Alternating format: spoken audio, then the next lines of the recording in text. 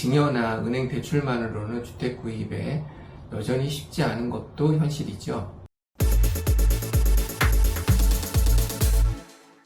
안녕하세요. 서초구 세무 메타버스 텍스테이션에서 세무 강의를 하고 있는 김대중 세무사입니다.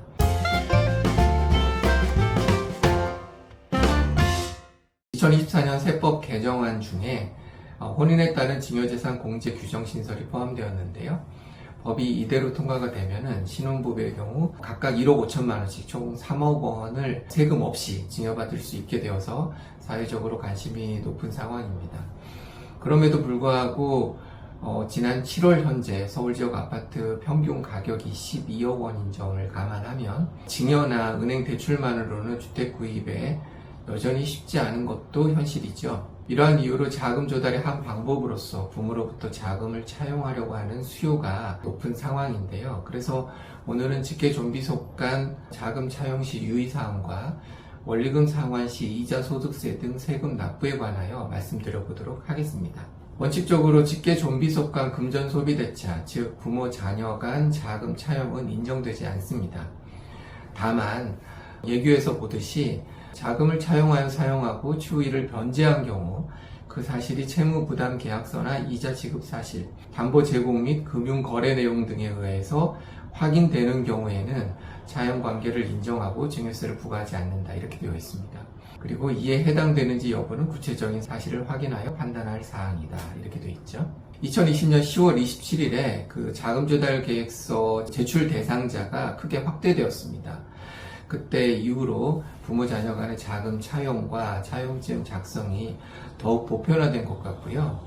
그만큼 과세당국의 잣대도 엄격해져서 자금 차용이 부인되고 증여세가 과세되는 사례들이 늘고 있는 상황입니다. 그 내용들을 요약해보면 기본적으로 형식과 실질을 모두 충족해야 하고 일반적인 그 사인 간의 거래 관행에 준해서 자금 차용이 이루어져야 되고 무엇보다도 차입자가 상환 능력이 있어야 한다 이렇게 요약해 볼 수 있을 것 같습니다. 구체적으로 자금 차용 시 체크 포인트들을 말씀드려 보면 차용증을 서면으로 작성하는 것은 기본이고요. 그래서 차용증의 차입 금액, 만기, 이자율, 상환 방법, 담보 등을 구체적으로 기재하시는 게 좋습니다. 그리고 차용증을 작성을 했다면 공증이나 확정일자를 받아두거나 아니면 내용 증명이나 이메일을 보내서 차용증 작성 시기를 객관적으로 입증할 수 있도록 준비해 두시는 게 유리합니다.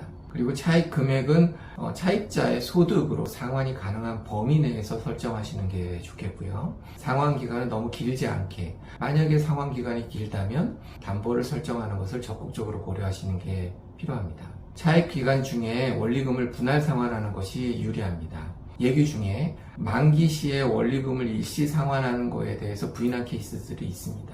그래서 차입 기간 중에 원리금을, 그러니까 변제 기간 중에 변제할 히스토리를 남겨놓으시는 게 좋겠고요. 상환은 상환 일정에 맞춰서 계좌 이체 방식으로 하셔야 되고 금액이 클 경우에는 담보 설정을 고려하셔야 하겠습니다. 그리고 마지막으로 이자에 대한 원천 징수 및 지급 명세서 제출 등 세무 절차를 준수하시는 게 유리하겠습니다.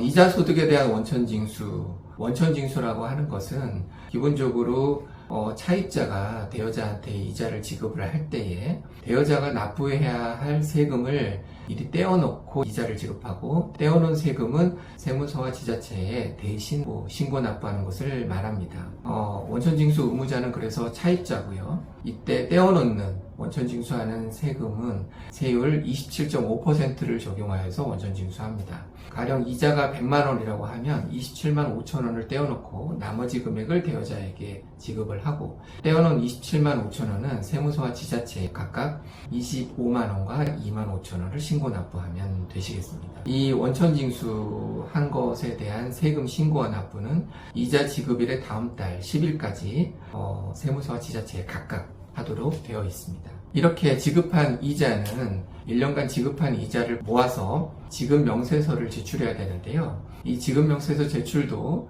차입자, 즉 원천징수 의무자가 하는 것이고 제출 기한은 이자 지급일이 속한 과세기간의 다음 연도 2월 말까지 합니다. 가령 올해 지급한 이자들이 있다면 이자 내역을 지급 명세서를 작성을 해서 내년도 2월 말까지 제출을 하면 되겠습니다.